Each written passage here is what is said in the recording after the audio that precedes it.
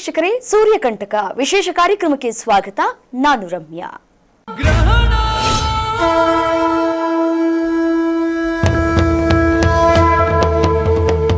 ವೀಕ್ಷಕರೇ, ಬಾನಾಡಿಯಲ್ಲಿ ಅತಿ ಅಪರೂಪದ ರೋಮಾಂಚನಕಾರಿ ಹಾಗೂ ಈ ಜ್ಯೋತಿಷ್ಯ ದೃಷ್ಟಿಯಿಂದ ಅತ್ಯಂತ ಮಹತ್ವದ ಮಹಾಸೂರ್ಯಗ್ರಹಣ ಒಂದು ಕಣ್ಣಿಗೆ ಕಟ್ಟೋ ಥರ ಬಂದಿದೆ. ಈ ಮಹಾಸೂರ್ಯಗ್ರಹಣದ ನೋಡಿ ವೈಜ್ಞಾನಿಕ ಹಿನ್ನೆಲೆ ಏನು, ಧಾರ್ಮಿಕವಾಗಿ ಆಗಮಶಾಸ್ತ್ರದ ಪ್ರಕಾರ ಇದಕ್ಕೆ ಇರುವಂತಹ ಮಹತ್ವವಾದರೂ ಏನು, ಆ ದಿನ ದೇವಸ್ಥಾನಗಳ ಬಾಗಿಲನ್ನು ಯಾಕಾಗಿ ಮುಚ್ತಾರೆ, ಸೂತಕ ಕಾಲದ ನಿಯಮಗಳು ಹೇಗೆ ಇರುತ್ತೆ, ಈ ಎಲ್ಲ ರೋಚಕ ಹಾಗೂ ಗೊಂದಲದ ಪ್ರಶ್ನೆಗಳಿಗೆ ಅಧಿಕೃತ ಮತ್ತು ಶಾಸ್ತ್ರಬದ್ಧ ಉತ್ತರವನ್ನು ನೀಡೋದಕ್ಕೆ ಇವತ್ತು ನಮ್ಮ ಜೊತೆ ಇದ್ದಾರೆ ವೇದ ಆಗಮ, ಜ್ಯೋತಿಷ್ಯ ಹಾಗೂ ವಾಸ್ತುಶಾಸ್ತ್ರದ ದಿಗ್ಗಜರು ಹಾಗೂ ತಿರುಪತಿ ತಿರುಮಲ ದೇವಸ್ಥಾನದ ಅಂದರೆ TTD ದೇವಸ್ಥಾನದ ಗೌರವಾನ್ವಿತ ವೇದ ವಿದ್ವಾಂಸರಾದ ಡಾಕ್ಟರ್ ಎಲ್ ನರಸಿಂಹಮೂರ್ತಿ ಆಚಾರ್ಯರವರು. ಬನ್ನಿ ಅವ್ರನ್ನ ಕಾರ್ಯಕ್ರಮಕ್ಕೆ ಸ್ವಾಗತ ಮಾಡೋಣ. ನಮಸ್ತೆ ಗುರುಜಿ, ಕಾರ್ಯಕ್ರಮಕ್ಕೆ ಸ್ವಾಗತ. ನಮಸ್ಕಾರ. ಎಲ್ಲ ಫೋಕಸ್ ಟಿವಿ ಕನ್ನಡ ವೀಕ್ಷಕರಿಗೆ ನಮಸ್ಕಾರ. ಗುರುಜಿ, ಮೊದಲಿಗೆ ಈ ಗ್ರಹಣದ ಮೂಲ ಯಾವುದು ಅಂತ ಹೇಳಿ ನಮ್ಮ ವೀಕ್ಷಕರಿಗೆ ತಿಳಿಸ್ಕೊಡ್ತಾ ಹೋಗೋದಾದ್ರೆ. ಸಾಮಾನ್ಯವಾಗಿ ಈ ಗ್ರಹಣ ಅಂತಕ್ಕಂಥದ್ದು ವೈಜ್ಞಾನಿಕ ಹಿನ್ನೆಲೆ ಮತ್ತು ಈ ಜ್ಯೋತಿಷ್ಯ ವೇದದ ಹಿನ್ನೆಲೆಯನ್ನು ನೋಡಿದಾಗ ಬಹಳ ಸನಾತನ ಪರಂಪರೆಯಲ್ಲಿ ಬಂದಿರತಕ್ಕಂಥ ಒಂದು ವಿಶೇಷವಾಗಿರ್ತಕ್ಕಂಥ ಒಂದು ಗ್ರಹಣ ಅಂಥೇಳಿ ಕರಿಬೋದು. ಕಾರಣ, ಈ ಒಂದು ಗ್ರಹಣ ಅಂತಕ್ಕಂಥದ್ದು ಕೇವಲ ವಿಜ್ಞಾನಕ್ಕೆ ಅಲ್ಲ, ನಮ್ಮ ಈ ಒಂದು ಸಮಾಜದಲ್ಲಿ ಪ್ರಸ್ತುತ ನಡೀತಾ ಇರತಕ್ಕಂಥ ಎಲ್ಲ ಒಂದು ಪ್ರಕೃತಿಯ ವಿಕೋಪಗಳಿಗೆ ಈ ಗ್ರಹಣ ಅಂತಕ್ಕಂಥದ್ದು ಕಾರಣ ಅಂಥೇಳಿ ವೇದ ಮತ್ತು ಜ್ಯೋತಿಷ್ಯದಲ್ಲಿ ಉಲ್ಲೇಖವನ್ನು ಮಾಡಿದ್ದಾರೆ. ಓಕೆ, ಮೊದಲಿಗೆ ನೋಡಿ ಗುರುಜಿ, ಸೂರ್ಯಗ್ರಹಣ ಅಂತಂದರೆ ವಿಜ್ಞಾನಿಗಳಿಗೆ ಅದೊಂದು ಕೇವಲ ನೆರಳಿನ ಆಟ ಅಂತ ಹೇಳಿ ಮಾತ್ರ ಕನ್ಸಿಡರ್ ಮಾಡ್ತಾರೆ. ಆದರೆ ನಮ್ಮ ವೇದ ಮತ್ತು ಈ ಆಗಮ ಶಾಸ್ತ್ರಗಳು ಇದನ್ನು ಯಾವ ರೀತಿಯಾಗಿ ಹೇಗೆ ಪರಿಗಣನೆಗೆ ತೆಗೆದುಕೊಳ್ಳುತ್ತೆ ಅಂತ ಹೇಳಿ ಹೇಳ್ತಾ ಹೋಗೋದಾದರೆ. ಈ ಗ್ರಹಣ ಅಂತಕ್ಕಂಥದ್ದು ಯಾವ ರೀತಿ ಪ್ರಾರಂಭ ಆಯಿತು ಅನ್ನೋದಕ್ಕೆ ಪೌರಾಣಿಕವಾದ ಒಂದು ಹಿನ್ನೆಲೆ ಕಥೆ ಅಂತ ಏನಪ್ಪ ಅಂದಾಗ, ರಾಹು ಕೇತು ಹಿಂದೆ ಸಮುದ್ರ ಮಂಥನ ಮಾಡ್ತಕ್ಕಂಥ ಒಂದು ಸಂದರ್ಭದಲ್ಲಿ ಸ್ವರ್ಭಾವನು ಎಂಬ ರಾಕ್ಷಸ ದೇವತೆಗಳ ಒಂದು ವೇಷವನ್ನು ಧರಿಸಿ ಅಲ್ಲಿ ಅಮೃತವನ್ನು ಕುಡಿಯೋದಕ್ಕೆ ಬಂದು ಇರ್ತಾರೆ. ಆ ಒಂದು ಸಂದರ್ಭದಲ್ಲಿ ಸೂರ್ಯ ಚಂದ್ರರ ಮಧ್ಯೆ ಆ ಸ್ವರ್ಭಾವನು ಎಂಬ ರಾಕ್ಷಸ ಅಮೃತವನ್ನು ಸ್ವೀಕಾರ ಮಾಡೋದಕ್ಕೆ ಬಂದಾಗ ಅದನ್ನು ಗಮನಿಸಿದ ಸೂರ್ಯ ಮತ್ತು ಚಂದ್ರರು ಮಹಾವಿಷ್ಣುವಿಗೆ ದೇವತೆಗಳ ವೇಷವನ್ನು ಧರಿಸಿ ಬಂದಿರತಕ್ಕಂಥವನು ಸ್ವರ್ಭಾವನ್ ಎಂಬ ರಾಕ್ಷಸ ಅಂತೇಳಿ ತಿಳಿಸ್ತಾರೆ. ಆದರೆ ಸಮಯ ಮೀರಿರುತ್ತೆ, ಸ್ವರ್ಭಾವನ್ ಎಂಬ ರಾಕ್ಷಸ ಅಮೃತವನ್ನು ಪಾನವನ್ನು ಮಾಡಿರ್ತಾರೆ. ಆದಾಗೂ ಆ ಮಹಾವಿಷ್ಣು ಬಂದು ಸುದರ್ಶನ ಚಕ್ಕರದಿಂದ ಹತವನ್ನು ಮಾಡಿದಾಗ ಆ ಒಂದು ದೇಹ ಎರಡು ಭಾಗಗಳಾಗಿ ಆಗುತ್ತೆ. ಒಂದು ತಲೆ ಒಂದು ಕಡೆ ಹೋದಾಗ ಆ ದೇಹ ಅಂತಕ್ಕಂಥದ್ದು ಇನ್ನೊಂದು ಕಡೆ ಹೋಗುತ್ತೆ. ಆ ತಲೆಯ ಅವತಾರನೇ ರಾಹುಗ್ರಹ ಅಂತೇಳಿ ಕರಿತೀವಿ. ಮತ್ತು ಆ ದೇಹದ ಅವತಾರವನ್ನು ಕೇತುಗ್ರಹ ಅಂತೇಳಿ ಜ್ಯೋತಿಷ್ಯದಲ್ಲಿ ಪರಿಗಣನೆಯನ್ನು ಮಾಡಿದ್ದಾರೆ. ಓಕೆ, ಇದು ಗುರುಜಿ, ಇದು ಬರೀ ಖಗೋಳ ಕೌತುಕನ ಅಥವಾ ಇದರ ಹಿಂದೆ ದೈವಿಕ ಅಥವಾ ಧಾರ್ಮಿಕ ಆಯಾಮ ಏನಾದರೂ ಇದೆಯಾ ಅಂತ ಹೇಳಿ. ಇದಕ್ಕೆ ವಿಶೇಷವಾಗಿರ್ತಕ್ಕಂಥ ವಿಜ್ಞಾನದ ಕೌತುಕ ಒಂದು ರೀತಿಯಲ್ಲಿ ನಾವು ಗಮನವನ್ನು ಕೊಡ್ಬೋದು. ಆದರೆ ವೈಜ್ಞಾನಿಕವಾಗಿ ವೇದ ಶಾಸ್ತ್ರಗಳ ಪ್ರಕಾರ ಇದಕ್ಕೆ ವಿಶೇಷವಾಗಿರ್ತಕ್ಕಂಥ ಜ್ಯೋತಿಷ್ಯದಲ್ಲಿಯೂ ಸಹ ಪುರಾಣದ ಹಿನ್ನೆಲೆಯನ್ನು ಗಮನಿಸಿದಾಗ ಈ ರಾಹು ಮತ್ತು ಕೇತುಗಳ ಒಂದು ಸಮಸ್ಯೆಯಲ್ಲಿ ಸಿಲುಕಿಕೊಂಡಾಗ ಗ್ರಹಣ ಅಂತಕ್ಕಂಥದ್ದು ಪ್ರಾರಂಭ ಆಗುತ್ತೆ. ರಾಹುವಿನ ಕಾಲ ಬಂದಾಗ ಸೂರ್ಯಗ್ರಹಣ ಆಗ್ತಕ್ಕಂಥದ್ದು, ಮತ್ತು ಚಂದ್ರನ ಒಂದು ಕಾಲ ಬಂದಾಗ ಕೇತು ಗ್ರಹಣ ಅಂತಕ್ಕಂಥದ್ದು, ಕೇತುವಿನ ಒಂದು ಸಮಯ ಬಂದಾಗ ಚಂದ್ರಗ್ರಹಣ ಅಂತಕ್ಕಂಥದ್ದು ಉಂಟಾಗುತ್ತೆ. ಈ ಗ್ರಹಣಗಳ ಮೂಲಕ ನಮ್ಮ ಈ ಒಂದು ಪ್ರಪಂಚದಾದ್ಯಂತ ಮತ್ತು ನಮ್ಮ ಪರಿಸರದಲ್ಲಿ ಯಾವ ರೀತಿ ಒಂದು ಸಮಸ್ಯೆಯನ್ನು ಸೃಷ್ಟಿ ಮಾಡುತ್ತೆ ಅಂತಕ್ಕಂಥದ್ದನ್ನು ವಿಶೇಷವಾಗಿ ಜ್ಯೋತಿಷ್ಯದ ಮುಖಾಂತರ ನೋಡಿದಾಗ 12 ರಾಶಿಗಳ ಮೇಲೆ ಯಾವ ರೀತಿ ಒಂದು ಪ್ರಭಾವವನ್ನು ಬೀರುತ್ತೆ, ಮತ್ತು ವೈಜ್ಞಾನಿಕವಾಗಿ ಈ ಒಂದು ಪ್ರಪಂಚದಾದ್ಯಂತ ಯಾವ ರೀತಿ ಒಂದು ಸಮಸ್ಯೆಯನ್ನು ಸೃಷ್ಟಿ ಮಾಡುತ್ತೆ ಅಂತಕ್ಕಂಥದ್ದನ್ನು ಗಮನವನ್ನು ಕೊಡಬೇಕಾಗತ್ತೆ. ಓಕೆ ಗುರುಜಿ, ನೋಡಿ ಸಾಮಾನ್ಯವಾಗಿ ನಾವುಗಳೆಲ್ಲ ಸೂರ್ಯಗ್ರಹಣ ಬಂದ ತಕ್ಷಣ ಒಂದು ಕಡೆ ಭಯ ನಮ್ಮನ್ನು ಆವರಿಸ್ಕೊಂಡು ಬಿಡುತ್ತೆ. ಅಯ್ಯೋ ಸೂರ್ಯಗ್ರಹಣ ಬಂದ್ಬಿಡುತ್ತಲ್ಲಪ್ಪ, ಏನು ಸಮಸ್ಯೆ ಆಗಬಹುದು ಅಂತ ಹೇಳಿ. ಶಾಸ್ತ್ರಗಳ ಪ್ರಕಾರ ಈ ಮಹಾ ಸೂರ್ಯಗ್ರಹಣವನ್ನು ಹೇಗೆ ನಾವುಗಳು ನೋಡಬೇಕು, ಜನಸಾಮಾನ್ಯರು ಹೇಗೆ ನೋಡಬೇಕು ಅಂತ ಹೇಳಿ? ವಿಶೇಷ ಗ್ರಹಣ ಅಂತಕ್ಕಂಥದ್ದು ಪ್ರಕೃತಿಯ ಒಂದು ಒಳಗೆ ಆಗ್ತಕ್ಕಂಥ ಒಂದು ವಿಚಾರ. ಸಾಮಾನ್ಯವಾಗಿ ನಮ್ಮ ಈ ಒಂದು ಸಮಾಜದಲ್ಲಿ ಗ್ರಹಣ ಅಂತ ಬಂದಾಗ ಭಯವನ್ನು ಪಡ್ತಕ್ಕಂಥದ್ದನ್ನು ನಾವೆಲ್ಲ ನೋಡ್ತಾ ಇರ್ತೀವಿ. ಆದರೆ ಇದಕ್ಕೆ ಯಾವುದೇ ರೀತಿಯ ಭಯ ಅಂತಕ್ಕಂಥದ್ದನ್ನು ಪಡೋ ಅವಶ್ಯಕತೆ ಯಾರಿಗೂ ಇಲ್ಲ. ಕಾರಣ ವೈಜ್ಞಾನಿಕವಾಗಿ ಪ್ರಕೃತಿಯಲ್ಲಿ ನಡೀತಕ್ಕಂಥ ಒಂದು ಪವಾಡ ಅಂತೇಳಿ ಕರಿಬೋದು. ಮತ್ತು ಜ್ಯೋತಿಷ್ಯದ ವಿಚಾರವಾಗಿ ರಾಹು ಕೇತುಗಳ ನೆರಳಿನ ಗ್ರಹ ಛಾಯಾಗ್ರಹಗಳು ಅಂತೇಳಿ ಪರಿಗಣನೆಯನ್ನು ಮಾಡ್ತೀವಿ. ಅದರ ಮುಖಾಂತರ ಉಂಟಾಗ್ತಕ್ಕಂಥ ಈ ಒಂದು ಗ್ರಹಣ, ಈ ಗ್ರಹಣದ ಸಂದರ್ಭದಲ್ಲಿ ಕೆಲವು ಕಾಲ ಸಮಸ್ಯೆ ಉಂಟಾಗ್ತಕ್ಕಂಥದ್ದನ್ನು ಜ್ಯೋತಿಷ್ಯದಲ್ಲಿ ಮೊದಲೇ ಅದನ್ನು ವಿಚಾರವನ್ನು ನೋಡಿ ಈ ಒಂದು ಪ್ರಪಂಚದಕ್ಕೆ ಯಾವ ರೀತಿ ಸಮಸ್ಯೆ ಉಂಟಾಗುತ್ತೆ ಮತ್ತು ವೈಯಕ್ತಿಕವಾಗಿ ಯಾವ ರಾಶಿಯವರಿಗೆ ತೊಂದರೆಯನ್ನು ಕೊಡುತ್ತೆ ಅಂತಕ್ಕಂಥದ್ದನ್ನು ವಿಚಾರವನ್ನು ಮಾಡಿ ಅದಕ್ಕೆ ಆದ ಬೇರೆ ಬೇರೆ ಆಯಾಮಗಳಲ್ಲಿ ಕೆಲವು ಪರಿಹಾರಗಳನ್ನು ಜ್ಯೋತಿಷ್ಯ ಗ್ರಂಥದಲ್ಲಿ ವಿಶ್ಲೇಷಣೆಯನ್ನು ಮಾಡಿದ್ದಾರೆ. ಹಾಗಾಗಿ ಈ ಒಂದು ಗ್ರಹಣ ಅಂತಕ್ಕಂಥದ್ದು ಬಂದಾಗ ಯಾರೂ ಭಯವನ್ನು ಪಡೆದೀರ ಅದಕ್ಕೆ ಯಾವ ರೀತಿ ಪರಿಹಾರಗಳನ್ನು ಹೇಳಿದ್ದಾರೆ ಅದನ್ನು ಮಾಡಿಕೊಂಡಾಗ ಸಾಕಷ್ಟು ಒಳ್ಳೆಯ ರಿಸಲ್ಟ್ ಅಂತ ಏನು ಹೇಳ್ತೀವಿ ಆ ಒಂದು ಪರಿಹಾರ ಖಂಡಿತವಾಗಿ ಸಿಗುತ್ತೆ. ಓಕೆ ಗುರುಜಿ, ಸಾಮಾನ್ಯವಾಗಿ ನೋಡಿ ಈಗ ಮನೆಯಲ್ಲಿ ಇರುವಂತಹ ಗೃಹಿಣಿಯರು ಒಂದಷ್ಟು ರೂಲ್ಸ್ಗಳನ್ನ ಹಾಕ್ಬಿಟ್ಟಿರ್ತಾರೆ. ಏನಪ್ಪ ಅಂತಂದರೆ ಈ ಗರ್ಭವತಿ ಆಗಿರುವಂಥವರು ಹೊರಗಡೆ ಹೋಗಬಾರ್ದು, ಅವ್ರ ಮೇಲೆ ಸೂರ್ಯನ ಗ್ರಹಣ ಬೀಳಬಾರ್ದು, ಮತ್ತು ಮನೆಯಲ್ಲಿ ಇರುವಂತಹ ಎಲ್ಲ ಕಿಟಕಿಗಳನ್ನು ಕ್ಲೋಸ್ ಮಾಡಿಬಿಟ್ಟಿರ್ತಾರೆ, ಕರ್ಟನ್ಗಳನ್ನು ಹಾಕಿರ್ತಾರೆ, ಹೊರಗಡೆ ಕಳಿಸೋದೇ ಇಲ್ಲ. ಸೊ ಇದು ಒಂದು ವಿಚಾರವನ್ನು ನಾವು ಗಮನಿಸ್ತಾ ಹೋಗೋದಾದರೆ ಕೆಲವ್ರು ಹೇಳ್ತಾರೆ ಇದೊಂದು ಮೂಢನಂಬಿಕೆ, ಈಗಿನ ಕಾಲದಲ್ಲೂ ಇದೆಲ್ಲ ಬೇಕಾ, ಇದನ್ನು ನಾವು ಅನುಸರಿಸ್ಬೇಕಾ ಅಂತ ಹೇಳಿ. ಇದ್ರ ಬಗ್ಗೆ ಏನು ಹೇಳ್ತೀರಿ? ಈ ಗ್ರಹಣ ಅಂತಕ್ಕಂಥದ್ದು ಆ ಒಂದು ಸಮಯದಲ್ಲಿ ನೆಗೆಟಿವ್ ಎನರ್ಜಿ ಅಂತಕ್ಕಂಥದ್ದು ಉತ್ಪತ್ತಿ ಆಗುತ್ತೆ ಅಂತೇಳಿ ವೈಜ್ಞಾನಿಕವಾಗಿ ಮತ್ತು ಜ್ಯೋತಿಷ್ಯದ ಮೂಲಕ ತಿಳ್ಕೊಳ್ತೀವಿ. ನಮ್ಮ ಪೂರ್ವಜರು ಹಾಕಿಕೊಟ್ಟ ಒಂದು ಪರಂಪರೆ ಯಾವ ವಿಚಾರವಾಗಿ ಗರ್ಭಿಣಿಯರಾಗಿರ್ಬೋದು, ಮನೆಯಿಂದ ಆಚೆ ಬರಬಾರ್ದು, ಅಥವಾ ಎಲ್ಲ ಮನೆಯಿರ್ತಕ್ಕಂಥ ಹಿರಿಯರಾಗ್ಬೋದು ಕಿರಿಯರಾಗ್ಬೋದು ಯಾವ ಉದ್ದೇಶಕ್ಕಾಗಿ ಮನೆಯಿಂದ ಆಚೆ ಬರಬಾರ್ದು ಅಂತ ಹೇಳಿದ್ದಾರೆ ಅಂತಕ್ಕಂಥದ್ದನ್ನು ಮುಖ್ಯವಾಗಿ ಗಮನವನ್ನು ಕೊಡಬೇಕಾಗುತ್ತೆ. ಕಾರಣ ಈ ಗ್ರಹಣ ಆಗ್ತಕ್ಕಂಥ ಒಂದು ಸಂದರ್ಭದಲ್ಲಿ ನೆಗೆಟಿವ್ ಎನರ್ಜಿ ಅಂತಕ್ಕಂಥದ್ದು ಜಾಸ್ತಿ ಇರುತ್ತೆ. ಆ ಒಂದು ಉದ್ದೇಶದಿಂದ ಗರ್ಭಿಣಿ ಸ್ತ್ರೀಯರು ಅಥವಾ ಹಿರಿಯರು ಅಥವಾ ಕಿರಿಯರು ಆ ಒಂದು ಸಂದರ್ಭದಲ್ಲಿ ಒಂದು 3 ಅಥವಾ 4 ಗಂಟೆಗಳ ಒಂದು ಅವಧಿ ಗ್ರಹಣದ ಒಂದು ಸಮಯ ಇರುತ್ತೆ.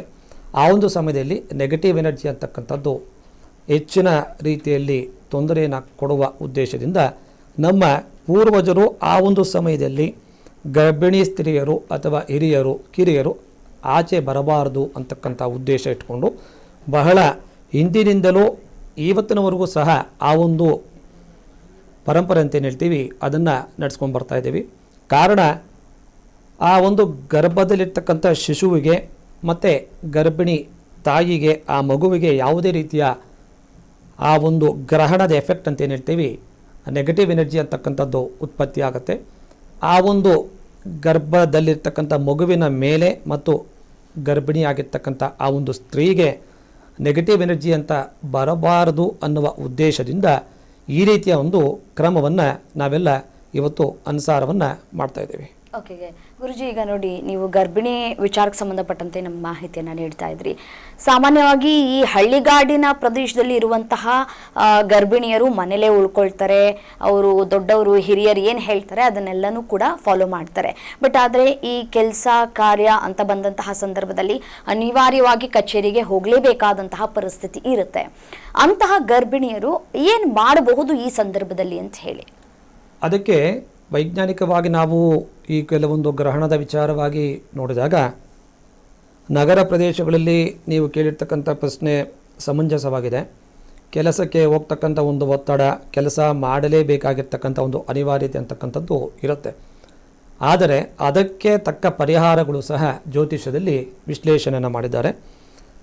ತುಂಬ ಬರಲೇಬೇಕು ಕೆಲಸಕ್ಕೆ ಅಂತ ಒಂದು ಸಂದರ್ಭಗಳು ಇದ್ದಾಗ ಕೆಲವೊಂದು ಶ್ಲೋಕಗಳನ್ನು, ಕೆಲವೊಂದು ಪರಿಹಾರಗಳನ್ನು ಆ ಒಬ್ಬ ವ್ಯಕ್ತಿ ಮಾಡಿಕೊಂಡು ಆಫೀಸ್ ಅಥವಾ ಬೇರೆ ಕಡೆ ಕೆಲಸಕ್ಕೆ ಹೋದಾಗ ಆ ಗ್ರಹಣದ ಎಫೆಕ್ಟ್ ಅಂತಕ್ಕಂಥದ್ದು, ನೆಗೆಟಿವ್ ಎನರ್ಜಿ ಅಂತಕ್ಕಂಥದ್ದು ಆ ವ್ಯಕ್ತಿಯ ಮೇಲೆ ಬೀಳೋದಕ್ಕೆ ಅವಕಾಶಗಳು ಕಮ್ಮಿ, ಬಿದ್ದರೂ ಸಹ ಪರ್ಸೆಂಟೇಜ್ ಅಂತ ಏನು ಹೇಳ್ತೀವಿ ಕಮ್ಮಿ ಇರೋದ್ರಿಂದ ಅದಕ್ಕೆ ಆದ ಪರಿಹಾರಗಳನ್ನು ಮಾಡಿಕೊಂಡು ಬಂದಾಗ ನೆಗೆಟಿವ್ ಎನರ್ಜಿ ಅಂತಕ್ಕಂಥದ್ದು ತುಂಬ ಕಮ್ಮಿ ಇರುತ್ತೆ.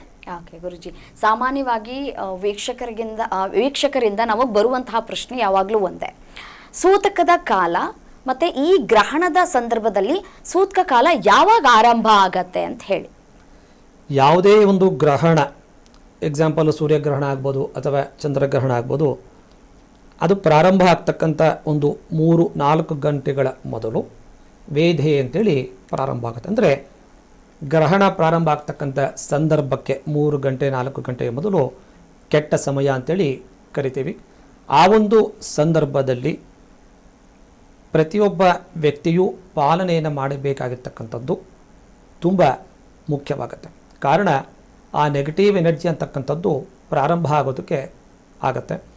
ಆ ಒಂದು ನೆಗೆಟಿವ್ ಎನರ್ಜಿ ಮನುಷ್ಯನ ಮೇಲೆ ಬೀಳಬಾರದು ಅನ್ನುವ ದೃಷ್ಟಿಯಿಂದ ವೈಜ್ಞಾನಿಕವಾಗಿ ನಮ್ಮ ಶಾಸ್ತ್ರಗಳ ಬದ್ಧವಾಗಿ ನಮ್ಮ ಹಿರಿಯರು ಪೂರ್ವಜರು ಹಾಕಿಕೊಟ್ಟಿರೋ ಒಂದು ಸಂಪ್ರದಾಯ, ಆ ನೆಗೆಟಿವ್ ಎನರ್ಜಿ ಅಂತಕ್ಕಂಥದ್ದು ಗ್ರಹಣ ಪ್ರಾರಂಭ ಆಗುವ 3 ಗಂಟೆಗಳ ಮೊದಲು ಪ್ರಾರಂಭ ಆಗುತ್ತೆ.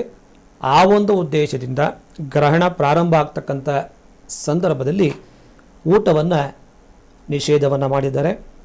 ಆ ಒಂದು ಉದ್ದೇಶ ಯಾವುದೇ ಕೆಟ್ಟ ದೃಷ್ಟಿ ಮನುಷ್ಯನ ಮೇಲೆ ಬೀಳಬಾರದು ಅಂತಕ್ಕಂಥ ಒಂದು ದೃಷ್ಟಿಯಿಂದ ಮಾಡಿರೋದು. ಓಕೆ, ಈಗ ನೀವು ಹೇಳ್ತಾ ಇದ್ರಿ ಗ್ರಹಣ ಸಂದರ್ಭದಲ್ಲಿ ಅಥವಾ ಸೂತಕ ಕಾಲ ಆರಂಭ ಆಗುವ 3 ಗಂಟೆಗಳ ಮುಂಚೆಯೇ ನಾವು ಸಿದ್ಧತೆಗಳನ್ನು ಮಾಡಿಕೊಂಡ್ರೆ ಒಳಿತು, ಮತ್ತು ಅದರಿಂದ ಏನಾಗತ್ತೆ ಅಂತ ಹೇಳ್ತಾ ಇದ್ರಿ. ಅದೇ ರೀತಿಯಾಗಿ ಈಗಾಗಲೇ ನಾವು 3 ಗಂಟೆಗಳ ಮುಂಚೆನೇ ಏನಾದರೂ ಸೇವನೆ ಮಾಡಿರ್ತೀವಿ, ಊಟ ತಿಂದಿರ್ತೀವಿ, ಅಥವಾ ಬೇರೆ ಬೇರೆ ಏನಾದರೂ ಜ್ಯೂಸ್ ಕುಡಿಯೋದು ಏನೋ ಮಾಡಿರ್ತೀವಿ, ಅದು ಹೊಟ್ಟೆಲೇ ಇರುತ್ತಲ್ವಾ ಅನ್ನುವಂತಹ ಪ್ರಶ್ನೆಯನ್ನು ಮಾಡ್ತಾರೆ. ಮತ್ತು ಈಗ ಮನೆಯಲ್ಲಿ ಅಡುಗೆ ಮಾಡಿಬಿಟ್ಟಿದ್ದೀವಿ, ಅದನ್ನು ಬಿಸಾಕೋದಕ್ಕಾಗೋದಿಲ್ಲ. ಸೊ ಹಾಗಾಗಿ ಮಾಡಿಟ್ಟಿರುವಂತಹ ಅಡುಗೆನ ಏನು ಮಾಡಬಹುದು, ಆ ಸಂದರ್ಭದಲ್ಲಿ ನೀರು ಕುಡಿಬಹುದಾ ಅಂತ ಹೇಳಿ. ಅದಕ್ಕೆ ನಿಮಗೆ ಗ್ರಹಣ ಪ್ರಾರಂಭ ಆಗ್ತಕ್ಕಂಥ ಮೊದಲೇ ವೇದೆ ಅಂತೇಳಿ ಪ್ರಾರಂಭ ಆಗುತ್ತೆ ಅಂತ ಹೇಳಿದ್ದೀವಿ. ಅದಕ್ಕೆ ಗ್ರಂಥಗಳಲ್ಲಿ ಏನಪ್ಪ ಉಲ್ಲೇಖ ಆಗಿದೆ ಅಂದಾಗ ನೀವು ಕೇಳಿದರೆ ಗ್ರಹಣ ಪ್ರಾರಂಭ ಆಗ್ತಕ್ಕಂಥ ಮೊದಲು ನೀರನ್ನು ಕುಡಿಬೋದಾ ಅಥವಾ ಹಾಲನ್ನು ಕುಡಿಬೋದಾ ಅಂತ. ಅದಕ್ಕೆ ಬಿಫೋರ್ 3 ಗಂಟೆ ಮೊದಲು ಊಟ ಅಥವಾ ನೀರು ಅಥವಾ ಹಾಲನ್ನು ಕುಡಿಬೋದು ಅಂತೇಳಿ ಹೇಳಿದ್ದಾರೆ. ಆದರೆ ಇದರಿಂದ ವಿನಾಯಿತಿ ಯಾರಿಗಪ್ಪ ಅಂದರೆ ವೃದ್ಧರಿಗೆ, ಅಶಕ್ತರಿಗೆ, ಸ್ವಲ್ಪ ಕಾಯಿಲೆ ಇರ್ತಕ್ಕಂಥ ವ್ಯಕ್ತಿಗಳಿಗೆ ಅದರಿಂದ ವಿನಾಯಿತಿ ಅಂತಕ್ಕಂಥದ್ದನ್ನು ಕೊಟ್ಟಿದ್ದಾರೆ. ಆದರೆ ಈ ಒಂದು ಕ್ರಮ ಎಲ್ಲರಿಗೂ ಅನ್ವಯ ಆಗತ್ತಂದರೆ ಖಂಡಿತ ಅಶಕ್ತರಾದವರಿಗೆ ಮಾತ್ರ ಈ ಒಂದು ವಿನಾಯಿತಿ ಅಂತೇಳಿ ಕರಿಬೋದು. ಈಗ ನಿಮ್ಮ ವಿಚಾರಕ್ಕೆ ಬಂದಾಗ ಅಡಿಗೆಯನ್ನು ಮಾಡಿದ್ದಾರೆ ಅಂದಾಗ ಆ ನೆಗೆಟಿವ್ ಎನರ್ಜಿ ಅಂತಕ್ಕಂಥದ್ದು ಆ ಒಂದು ನಮ್ಮ ಪರಿಸರದಲ್ಲಿ ಬೀಳೋದ್ರಿಂದ ಅದಕ್ಕೆ ಆದ ಕೆಲವೊಂದು ಮಾಹಿತಿಯನ್ನು ಜ್ಯೋತಿಷ್ಯ ವೇದದಲ್ಲಿ ಉಲ್ಲೇಖವನ್ನು ಮಾಡಿದ್ದಾರೆ. ಅದಕ್ಕೆ ನಿಮಗೆ ಸಾಮಾನ್ಯವಾಗಿ ನೋಡ್ತೀವಿ, ಗ್ರಹಣ ಆಗ್ತಕ್ಕಂಥ ಒಂದು ಸಂದರ್ಭದಲ್ಲಿ ಮಾಡಿರ್ತಕ್ಕಂಥ ಅಡುಗೆ ಪದಾರ್ಥಗಳ ಮೇಲೆ ದರ್ಬೆಯನ್ನು ಇಡಿ ಅಥವಾ ತುಳಸಿ ದಳವನ್ನು ಇಡಿ ಅಂಥೇಳಿ ಗ್ರಂಥಗಳಲ್ಲಿ ಉಲ್ಲೇಖವನ್ನು ಮಾಡಿದ್ದಾರೆ. ಯಾವ ಉದ್ದೇಶಕ್ಕಾಗಿ ಅಂದರೆ ಯಾವಾಗ ಮಾಡಿರ್ತಕ್ಕಂಥ ಅಡುಗೆ ಮೇಲೆ ಆ ದರ್ಬೆಯನ್ನು ಅಥವಾ ತುಳಸಿ ದಳವನ್ನು ಇಡ್ತೀವಿ, ಆ ಗ್ರಹಣದ ಎಫೆಕ್ಟ್ ಅಂತಕ್ಕಂಥ ನೆಗೆಟಿವ್ ಎನರ್ಜಿ ಅಂತಕ್ಕಂಥದ್ದು ಆ ದರ್ಬೆ ಮೇಲೆ ಬೀಳುತ್ತೆ ವಿನಃ ಮಾಡಿರ್ತಕ್ಕಂಥ ಪದಾರ್ಥಕ್ಕೆ ಬೀಳೋದಿಲ್ಲ. ಆ ನೆಗೆಟಿವ್ ಎನರ್ಜಿ ಅಂತಕ್ಕಂಥದ್ದು ದರ್ಬೆಗೆ ಕೊನೆ ಆಗೋದ್ರಿಂದ, ದರ್ಬೆ ಇಡುವುದರಿಂದ ಆ ಆಹಾರ ಮಾಡಿರ್ತಕ್ಕಂಥದ್ದು ರಕ್ಷಣೆಯಾಗತ್ತೆ ಮತ್ತು ಆ ಆಹಾರವನ್ನು ಪುನಃ ಸ್ವೀಕಾರ ಮಾಡೋದಕ್ಕೆ ಬರುತ್ತೆ ಅನ್ನುವ ಉದ್ದೇಶದಿಂದ ವೈಜ್ಞಾನಿಕವಾಗಿ ಮತ್ತು ಶಾಸ್ತ್ರೋಕ್ತವಾಗಿ ದರ್ಬೆಗೆ ಒಳ್ಳೆಯ ಮಹತ್ವವಾಗಿರ್ತಕ್ಕಂಥ ಒಂದು ಸ್ಥಾನವನ್ನು ನಮ್ಮ ಪೂರ್ವಜರು ಕೊಟ್ಟಿರ್ತಕ್ಕಂಥದ್ದು ಈ ಒಂದು ಉದ್ದೇಶಕ್ಕೆ. ಓಕೆ ಗುರುಜಿ, ನೀವು ಈ ಹಿಂದೆ ಹೇಳ್ತಾ ಇದ್ರಿ ಗರ್ಭಿಣಿಯರು ಯಾಕೆ ಹೊರಗೆ ಬರಬಾರ್ದು ಅಂತ ಹೇಳಿ ಹಿರಿಯರು ಹೇಳ್ತಾರೆ ಅಂತ ಹೇಳಿ. ಸರಿ, ಹೊರಗಡೆ ಬರದೇ ಇರೋದೆಲ್ಲ ಓಕೆ, ಆದರೆ ಈ ಚೂಪಾದ ವಸ್ತುಗಳನ್ನು ನಾವು ಬಳಕೆ ಮಾಡಬಾರ್ದು ಅಂತ ಕೂಡ ಹಿರಿಯರು ಹೇಳ್ತಾರೆ. ಯಾಕೆ ಈ ಥರ ಹೇಳ್ತಾರೆ, ಮತ್ತು ಇದರ ವೈಜ್ಞಾನಿಕ ಮತ್ತು ಆಗಮಶಾಸ್ತ್ರದ ಪ್ರಕಾರ ಆ ಒಂದು ಆಧಾರದ ಮೇಲೆ ಏನಂತ ಕರಿತೀವಿ, ಮತ್ತು ಗರ್ಭಿಣಿಯರು ಈ ಸಮಯದಲ್ಲಿ ಪಾಲಿಸಬೇಕಾದಂತಹ ಒಂದಷ್ಟು ಕಟ್ಟುನಿಟ್ಟಿನ ನಿಯಮಗಳು ಯಾವ ರೀತಿಯಾಗಿ ಇರುತ್ತೆ ಅಂತ ಹೇಳಿ ಹೇಳ್ತಾ ಹೋಗೋದಾದ್ರೆ? ಹಾಗೆ ನೋಡಿದಾಗ ಏನಾಗುತ್ತೆ, ಈ ಗ್ರಹಣ ಅಂತಕ್ಕಂಥದ್ದು ಸಾಮಾನ್ಯವಾಗಿ ಕತ್ತಲು ಆವರಿಸುತ್ತೆ. ನೋಡಿ, ಅಬ್ಸರ್ವ್ ಮಾಡಿ, ಗ್ರಹಣ ಅಂತಕ್ಕಂಥದ್ದು ಸೂರ್ಯನ ಕಿರಣಗಳಿಂದ ಆವೃತವಾಗಿರ್ತಕ್ಕಂಥ ಒಂದು ಪರಿಸರ ಇದ್ದಕ್ಕಿದ್ದ ಹಾಗೆ ಕತ್ತಲನ್ನು ಆವರಿಸಿಕೊಳ್ಳುತ್ತೆ. ಯಾಕೆ ನಮ್ಮ ಪೂರ್ವಜರು ಈ ಒಂದು ವಿಚಾರವನ್ನು ಮಾಡಿದ್ದಾರೆ, ಹರಿತವಾಗಿರ್ತಕ್ಕಂಥ ಚಾಕು ಅಥವಾ ಕತ್ತರಿಯನ್ನು ಮುಟ್ಟಬಾರದು ಅಂದರೆ, ಆ ಕತ್ತಲಾಗಿರ್ತಕ್ಕಂಥ ಒಂದು ಸಂದರ್ಭದಲ್ಲಿ ಕತ್ತರಿ ಅಥವಾ ಚಾಕನ್ನು ಮುಟ್ಟಿದಾಗ ಏನಾಗುತ್ತೆ, ಗೊತ್ತೋ ಗೊತ್ತಿಲ್ಲದಿರೋ ಯಾವುದೋ ಒಂದು ಸಮಸ್ಯೆ ಆಗ್ತಕ್ಕಂಥ ದೃಷ್ಟಿಯ ಹಿನ್ನೆಲೆಯಲ್ಲಿ ಮೊದಲೇ ಒಂದು ಪರಿಸರದಲ್ಲಿ ಕತ್ತಲಿರುತ್ತೆ. ಆ ಚಾಕು ಅಥವಾ ಕತ್ತರಿಯನ್ನು ಮುಟ್ಟಿದಾಗ ಯಾವುದೋ ಅನಾಹುತಗಳು ಆಗಬಾರದು ಅಂತಕ್ಕಂಥ ವಿಚಾರವನ್ನು ಮನದಟ್ಟಿ ಮಾಡಿಕೊಂಡು ನಮ್ಮ ಹಿರಿಯರು ಗರ್ಭಿಣಿ ಸ್ತ್ರೀಯರಿಗೆ ವಿಶೇಷವಾಗಿ ಮತ್ತು ಹಿರಿಯರಿಗೆ ಮತ್ತು ಕಿರಿಯರಿಗೆ ಈ ಒಂದು ಕ್ರಮವನ್ನು ಹಾಕಿಕೊಟ್ಟಿದ್ದಾರೆ. ಕಾರಣ, ಗರ್ಭಿಣಿ ಸ್ತ್ರೀಯ ಮಾಡಬೇಕಾಗಿರ್ತಕ್ಕಂಥ ಕೆಲವು ನಿರ್ದಿಷ್ಟವಾಗಿರ್ತಕ್ಕಂಥ ಕ್ರಮಗಳು ಬೇರೆ ರೀತಿಯಲ್ಲಿ ಹೇಳಿದ್ದಾರೆ. ಯಾಕೆ ಗರ್ಭಿಣಿ ಸ್ತ್ರೀ ಅಂತಕ್ಕಂಥದ್ದಕ್ಕೆ ವಿಶೇಷವಾಗಿ ಒಂದು ಮಹತ್ವವಾಗಿರ್ತಕ್ಕಂಥ ಸ್ಥಾನವನ್ನು ಕೊಟ್ಟಿದ್ದಾರೆ ಅಂದರೆ, ಅಲ್ಲಿ ಸ್ತ್ರೀ ಮತ್ತು ಗರ್ಭದಲ್ಲಿರ್ತಕ್ಕಂಥ ಮಗು ಎರಡು ದೇಹ ಅಂದರೆ ಎರಡು ಜೀವಿಗಳು ಅಂತೇಳಿ ಕರಿತೀವಿ. ಆ ಒಂದು ತಾಯಿಗೆ ತೊಂದರೆ ಆದರೂ ಮಗು ತೊಂದರೆ ಆಗುತ್ತೆ, ಮತ್ತು ಮಗುವಿಗೆ ತೊಂದರೆ ಆದರೂ ತಾಯಿಗೆ ತೊಂದರೆ ಆಗೋ ಒಂದು ದೃಷ್ಟಿಯಿಂದ ಯಾವುದೇ ರೀತಿಯಲ್ಲಿ ಹರಿತವಾಗಿರ್ತಕ್ಕಂಥ ಆಯುಧಗಳನ್ನು ಬಳಸದಿರಲು, ಕತ್ತಲು ಇರತಕ್ಕಂಥವು ಆ ಒಂದು ಸಂದರ್ಭದಲ್ಲಿ ಯಾವುದೇ ಒಂದು ಅನಾಹುತ ಅಂತಕ್ಕಂಥದ್ದು ಆಗುವ ಸಮಸ್ಯೆ ಇರೋದರಿಂದ ಅದನ್ನು ಆದಷ್ಟು ಅವಾಯ್ಡ್ ಮಾಡೋದ್ರಿಂದ ಅನಾಹುತಗಳನ್ನು ತಪ್ಪಿಸಬಹುದು ಅನ್ನುವ ಉದ್ದೇಶದಿಂದ ನಮ್ಮ ಹಿರಿಯರು ಈ ಒಂದು ಮಾರ್ಗಸೂಚಿ ಅಂತಕ್ಕಂಥದ್ದನ್ನು ಹಾಕಿಕೊಟ್ಟಿದ್ದಾರೆ ಅಂತೇಳಿ ಕರೀಬೋದು. ಓಕೆ ಗುರುಜಿ, ಈಗ ಮಾನವನ ಮೇಲೆ ಈ ಒಂದು ಗ್ರಹಣ ಅಂದರೆ ಸೂರ್ಯಗ್ರಹಣ ಯಾವ ರೀತಿಯಾದಂತಹ ಪರಿಣಾಮ ಬೀರುತ್ತೆ ಅನ್ನೋದನ್ನು ಹೇಳ್ತಾ ಇದ್ರಿ. ಅದೇ ರೀತಿಯಾಗಿ ನಮ್ಮ ಪ್ರಾಣಿ ಪಕ್ಷಿಗಳ ಮೇಲೂ ಕೂಡ ಇದರ ಪ್ರಭಾವ ಬೀರುವಂತಹ ಸಾಧ್ಯತೆಗಳು ಕೂಡ ಇರುತ್ತೆ. ಸೊ ಅದ್ರ ಬಗ್ಗೆ ಸ್ವಲ್ಪ ಮಾಹಿತಿನ ಕೊಡ್ತಾ ಹೋಗೋದಾದ್ರೆ, ಈಗ ಗ್ರಹಣ ಅಂತಕ್ಕಂಥದ್ದು ಪ್ರಾರಂಭ ಆಗುವ ಸಂದರ್ಭದಲ್ಲಿ ಕೆಲವು ರಾಶಿಗಳಿಗೆ ಸಮಸ್ಯೆಯನ್ನು ತಂದುಕೊಡುತ್ತೆ ಅಂತೇಳಿ ಜ್ಯೋತಿಷ್ಯದ ಮುಖಾಂತರ ತಿಳ್ಕೊಬೋದು.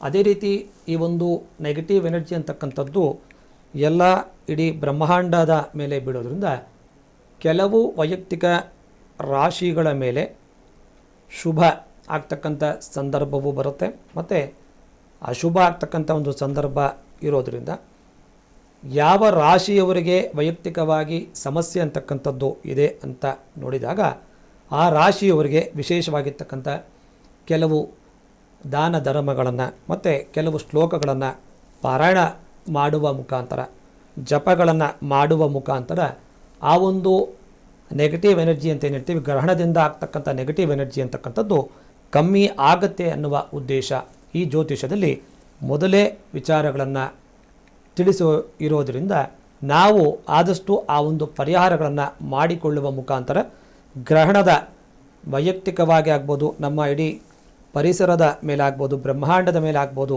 ಯಾವುದೇ ಒಂದು ನೆಗೆಟಿವ್ ಎನರ್ಜಿ ಅಂತಕ್ಕಂಥದ್ದು ಬೀಳೋದಕ್ಕೆ ಕಮ್ಮಿ ಅವಕಾಶಗಳು ಇರುತ್ತೆ ಅಂತೇಳಿ ಕರಿಬೋದು.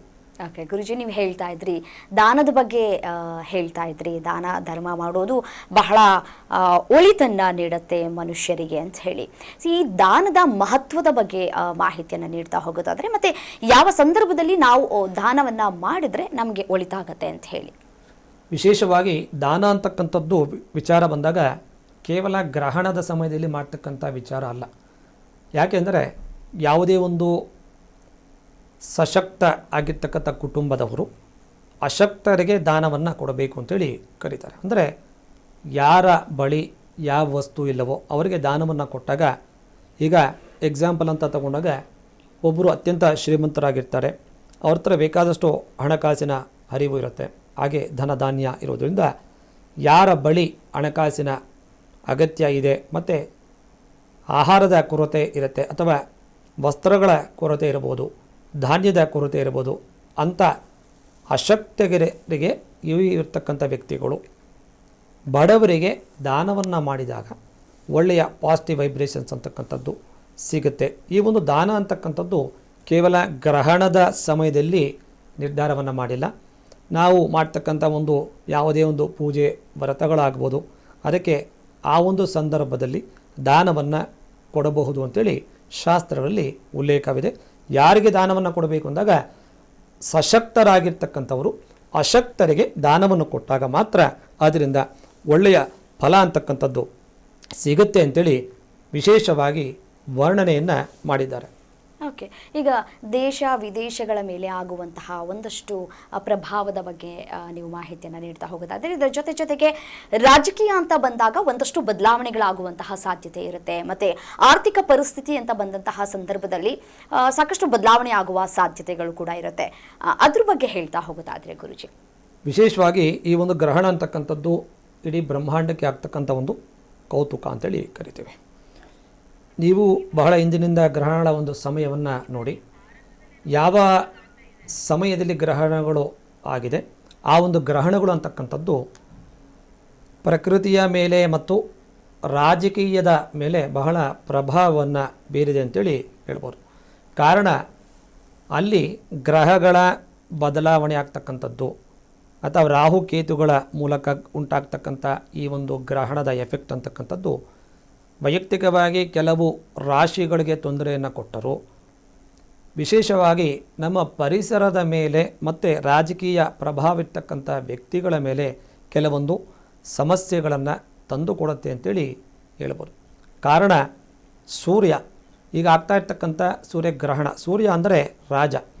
ಸೂರ್ಯನನ್ನು ನಾವು ವಿಶೇಷವಾಗಿ ರಾಜಕೀಯ ಪಕ್ಷಗಳಿಗೆ, ರಾಜ ಅಂದರೆ ಈಗ ಪ್ರಸ್ತುತ ಇರ್ತಕ್ಕಂಥ ನಮ್ಮ ರಾಜಕೀಯದಲ್ಲಿ ಮಂತ್ರಿಗಳಿಗೆ ಅಥವಾ ಪ್ರಧಾನಮಂತ್ರಿ ಆಗ್ಬೋದು, ಮುಖ್ಯಮಂತ್ರಿ ಆಗ್ಬೋದು, ಆ ಒಂದು ಹುದ್ದೆಯಲ್ಲಿರ್ತಕ್ಕಂಥ ವ್ಯಕ್ತಿಗಳಿಗೆ ನಾವು ಸೂರ್ಯನನ್ನು ಹೋಲಿಕೆ ಮಾಡ್ಬೋದು.